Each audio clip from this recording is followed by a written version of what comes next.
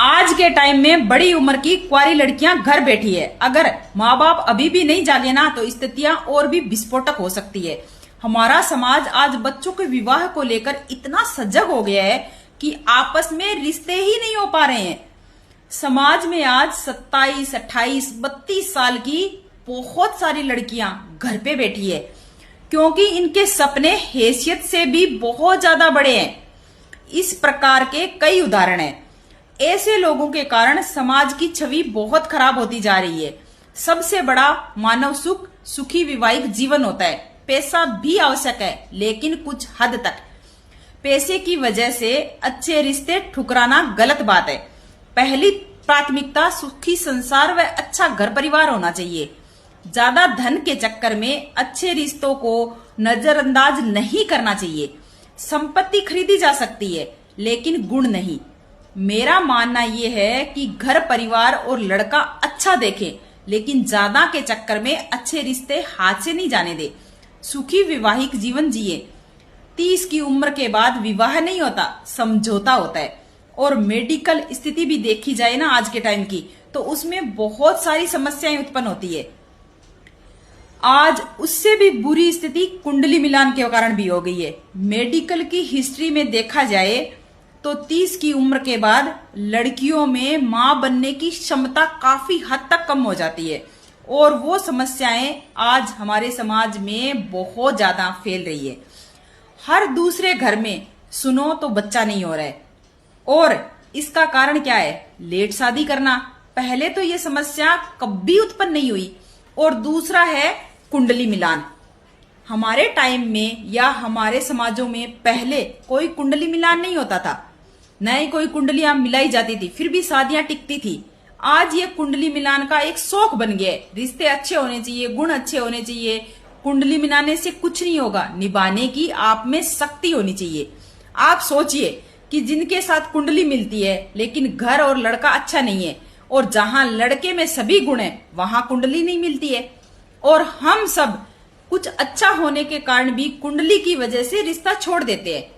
आप सोच के देखिए एक बार कि जिन लोगों के 36 में से 20 या 36 में से 36 गुण भी मिल रहे हैं फिर भी उनके जीवन में तकलीफें हो रही है क्योंकि हमने लड़के के गुण नहीं देखे।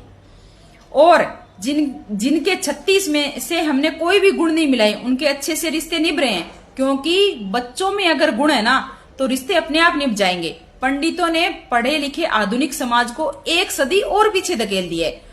कुंडली मिलान के चक्कर में अच्छे रिश्ते नहीं हो पा रहे हैं। आजकल समाज में लोग बेटी के रिश्ते के लिए लड़के में 24 कैरेट का सोना खरीदने के बराबर गुण ढूंढते हैं।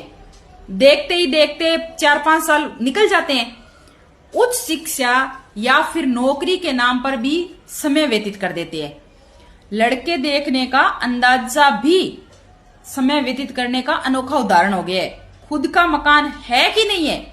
अगर है तो फर्नीचर कैसा है, घर में कमरे कितने हैं, गाड़ी है या नहीं है, तो कौन सी गाड़ी है, रहन सहन खान पान कैसा है, कितने भाई बहन हैं और बंटवारे में माँ बाप किनके गले पड़ने वाले हैं, बहन कितनी है, उनकी शादियां हुई कि नहीं हुई, माँ बाप का स्वभाव कैसा है, घर वाले नाते रिश्तेदार आधुनिक ख्यालात के है या नहीं है, और घर में काम कितना है, बच्चे का कद क्या है, रंग रूप कैसा है, शिक्षा कमाई बैंक बैलेंस कितना है, गाड़ियां कितनी है, लड़का लड़की सोशल मीडिया पर एक्टिव है कि नहीं है, उनके कितने दोस्त है।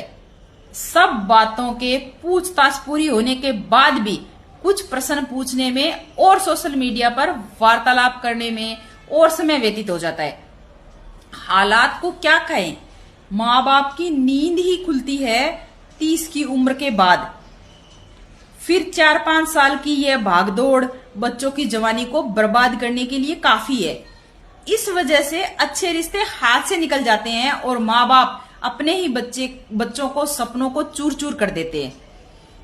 एक उम्र होती है शादी की, जो नूर बच्चों के 25-20 की उम्र में होता है ना, जो चेहरे पे वह चेहरे पे चमक आप 30 की उम्र के बाद नहीं रह सकता, वो नया ढूंढ सकते हो। चाहे आप लीपा पोती कर लो, मेकअप कर लो, कितना ही खर्चा लगा लो, लेकिन वो नूर नहीं आएगा आपके चेहरे पर। एक समय था जब खानदान देखकर रिश्ते होते थे, वो लंबे भी निभाते थे। समधी समदन में मान मनवार थी, सुख दुख में साथ थे।